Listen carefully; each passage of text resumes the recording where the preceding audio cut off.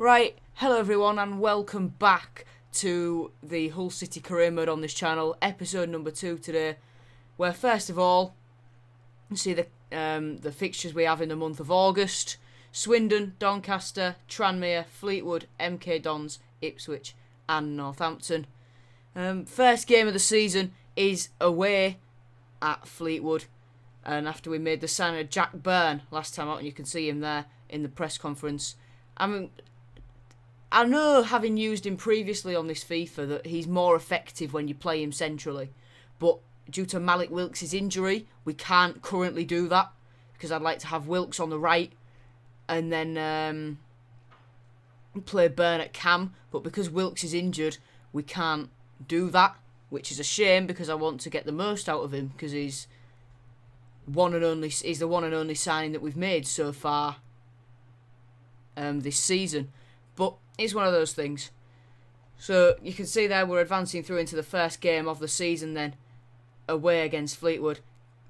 Callum Elder wins the header there. James Scott gives it off to Greg Doherty, who gives it back to Scott down the left-hand side. Scott plays it in field to Dan Batty. Honeyman gives it off to Lewis Potter straight away. Lewis Potter takes the touch and gives it back to George Honeyman. And the captain, I've elected him captain. He's scored our first goal of the League One season. And he's done the Mikel Antonio / Homer Simpson celebration to finish it off in style as well. That's a brilliant bit of team play there. And you can see there Honeyman with the awareness to lay it off to Lewis Potter straight away. Lewis Potter drags the defender out with his extra touch, then plays it back through to Honeyman, who first time smashes it past the keeper. That is a lovely finish by George Honeyman, and you can see there the bench absolutely delighted with that one. Moving on then to 33rd minute, Swindon putting us under a bit of pressure. They have a succession of corners. From the third and final of those, we break. Elder heads it out to Doherty, who from his own half, from the edge of the D, runs through and on the edge of the 6-yard box, smashes it in for 2-0, and we are in absolute dreamland. What a brilliant counter-attack that is by Hull City. Just absolutely brilliant. We were under a lot of pressure in this game from ever since we scored, really, but we withstood it. We kept tight at the back, and when we had the opportunity to counter, we did, and Greg Doherty held off everyone chasing him down to put it past the keeper. And you can see there myself and Tom Eves delighted with that. Absolutely brilliant, that.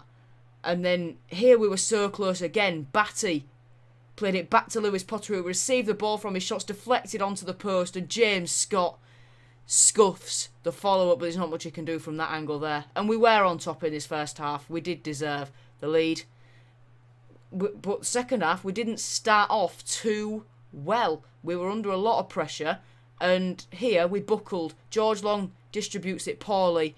Swindon get it back after, I think it was Callum Elder or Greg Doherty lost out in the 50-50, and Brett Pittman puts it in at the near post, under challenge from Burke. The defending was poor, and that goalkeeping from Long, that wasn't the greatest, especially when the shot has so little power on it and it's at your near post. Questions asked to George Long there. But we will fight back. We always do fight back. And there, George Honeyman capitalises on a defensive error from Swindon to make it 3-1. And does a little golf swing to finish it, to style it out, if you will. Eves looked to give it to Adelican, who just lost out, and then I think it was Friars tried to play it into the other centre-back. And Honeyman was just there. Honeyman there to pick up the scraps. And he absolutely rocketed it home. And the captain with a brace on the opening day of the season. And that capped off a brilliant trip for Hull City. However, there was still a little bit more to come. As Doherty there would feed it to Adelican, who'd flick it behind him to Callum Elder. Elder would feed it back to Adelican, who's tripped by Hunt. The captain for Swindon brings down our on-loan winger, on loan from Bristol City, the number 16, Adelican. And after a bit of arguing with the ref, where he was a bit huddled, not very COVID safe, Honeyman was initially given the penalty, but I thought, I'll give it to the debut boy. I'll give it to the new signing, Jack Byrne. Byrne has it saved. Should have given it to Honeyman, but that didn't spoil the day. As I think we did deserve it. We withstood a lot of pressure, and George Honeyman was undoubtedly the man of the match in that game.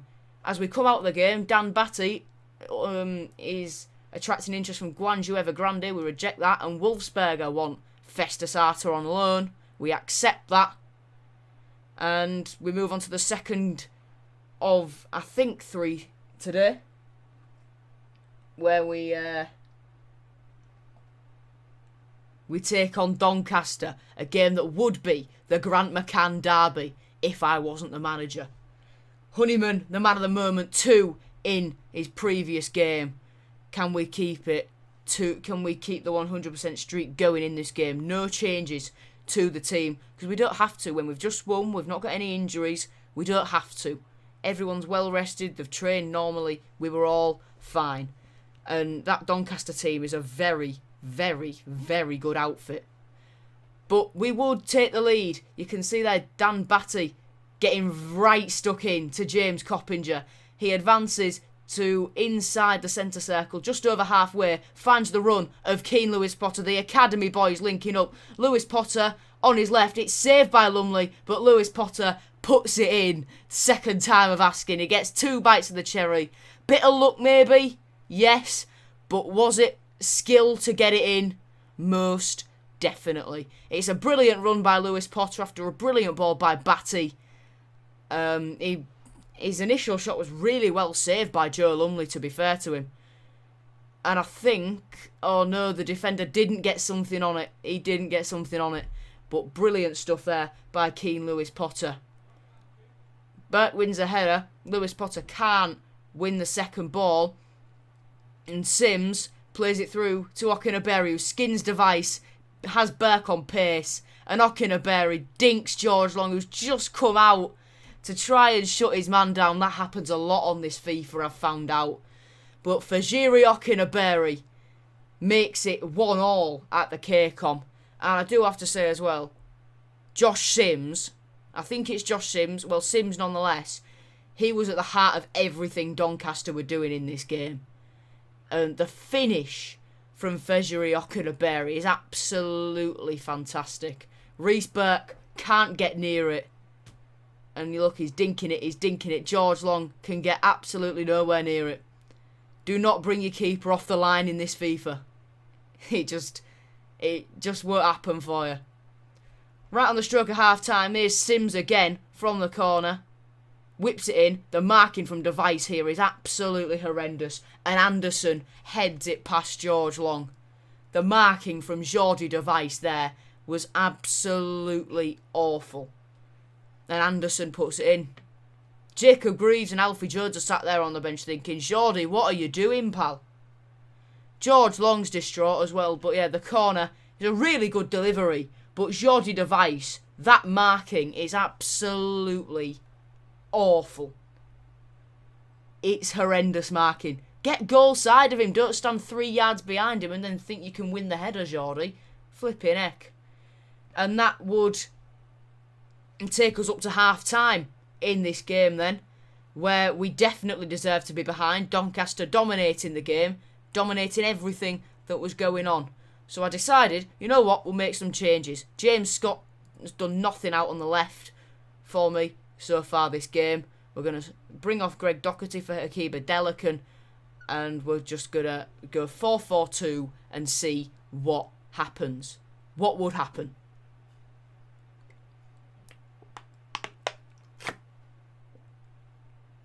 We'd attack with Elder. He's tackled by Halliday. He finds Gomez. who finds Coppinger. It's Sims again. Down the right-hand side under pressure from Jordi Device. He'd knock it back to Halliday, who'd find Okinaberry. And that finish. I didn't know what to do with Riesberg. I didn't know whether to cover the square or go shut him down. I knew whichever one I did, he'd do the opposite. If I covered the square, he'd shoot, as he did. And, yeah. Behind we are this time, though, by 2. Doncaster double their lead.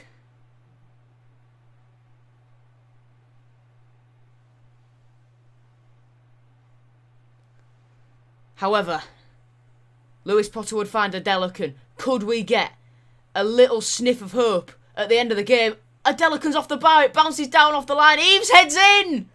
Eves scores, but it's ruled offside. Had it gone in, had a Delican's initial shot gone in, it would have counted. But yeah, you can see there, Eves is offside. And as Anderson, the goal scorer of Doncaster's second, comes off, we weren't going to stop. Header by Batty, finds Whiteman. Batty gets stuck in. Gutierrez finds Lewis Potter, who finds Tom Eves, pulls it back to Lewis Potter, whose shot does reach the back of the net. At this point, I'm just trying to write down notes about what time the goal happened for the video. And I wanted him to go pick the ball up, but I just skipped it. And with that was full time. First defeat of the season. We're the second came in. Jesus Christ. But we did deserve to lose. Most definitely deserve to lose. You can see in the bottom corner there, Keane Lewis Potter got a 9.2 for us. But in the game, he didn't really do anything other than score those 2 goals. And Okinaberry was man of the match, rightly so. And at the end of the game, George Honeyman went down injured. And you can see there as we exit the game, Billy Chadwick is off to Oldham. And George Honeyman is out for 4 weeks with a sprained knee. So he joins Malik Wilkes on the sidelines. But we'd get a little break from league action. We'd head into the Carabao Cup against Tranmere Rovers. You can see there Jay Spearing captaining them. And Toby Baldwin and Gutierrez would get their first starts for the club, having come out of the academy at the start of the season. And against Tranmere, I thought, we'll rotate the side completely. I don't want to have to bring any of the big boys on that we've got on the bench. But if I have to, I have to. See there, Toby Baldwin going down the left-hand side. He beats one. Can he beat a second? He runs a little bit wider. He chops back in field. He's tackled. And Jay Spearing sends it long. Payne heads down to Ferrier. He finds Lewis, who finds Spearing, who gives it back to Lewis, who gives it back to Ferrier, back to Lewis. Then O'Connor, back to Lewis, to Ferrier. He'd find Khan, who after a little bit of jockeying by Louis Coyle, he'd turn him. And Payne would put it in. And that's exactly what we were in when that goal went in. Pain. But straight from kick-off, we were not downhearted. Eves would give it to Slater, who'd find Baldwin. Baldwin had charged forward. Straight from kick-off this is. He's sort of ran into nowhere, then tackled, wins the ball back, finds Alfie Jones, finds Smallwood, looks to find Fleming. It's stopped by Spearing, who it goes straight back to Smallwood though. Alfie Jones finds Tom Eves, who turns his man and makes it 1-1. Tom Eves with a lovely, lovely little goal, and all that comes from Toby Baldwin, straight from kick-off. The attacking intent, that's what we want at this club. Players who want to attack, players who want to score goals. Tom Eves there with a brilliant finish to match the move as well. Lovely little turn and a brilliant little side-footed finish on the right foot as well. It's a brilliant finish past Davis. He's not getting anywhere near that. And that's brilliant. We'd have to wait until the 65th, 66th minute though to go on and get an equaliser. Ingram would catch something. It'd be thrown out to Gutierrez.